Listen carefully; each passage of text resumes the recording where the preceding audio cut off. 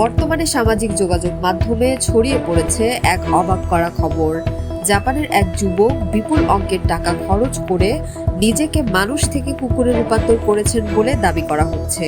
তবে অবাক করা এই গল্পের শুরু আজ থেকে প্রায় ৩ বছর আগে। ভাবুন তো, একজন মানুষ হঠাৎ কুকুরের মতো চার পায়ে হাঁটছে, গলায় বেল্ট বাঁধা, আর পার্কে গিয়ে আসল কুকুরদের সঙ্গে বন্ধুত্ব করার চেষ্টা করছে। প্রথম দেখায় মনে হতে পারে সত্যিই কি কোনো মানুষ কুকুরে রূপান্তরিত হয়ে গেল, কিন্তু আসল রহস্যটা আরো অদ্ভুত। জাপানের টোকো নামের এই যুবকের ছোটবেলা থেকেই ইচ্ছা ছিল একদিন তিনি কোনো প্রাণীর মতো দেখতে হবেন, আর সেই শখ পূরণ করতে তিনি যোগাযোগ করেন জাপানের কস্টিউম নির্মাতা প্রতিষ্ঠান জেপেটের সঙ্গে।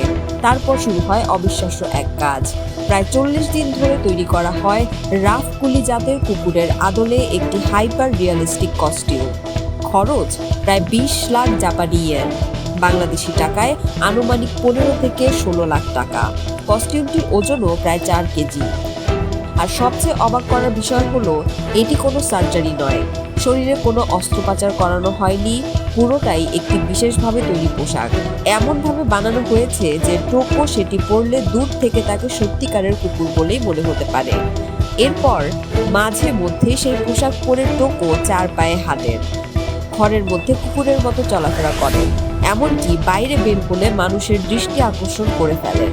আর পার্কে গিয়ে আসল কুকুরদের সঙ্গে যোগাযোগ করারও চেষ্টা করছেন তিনি।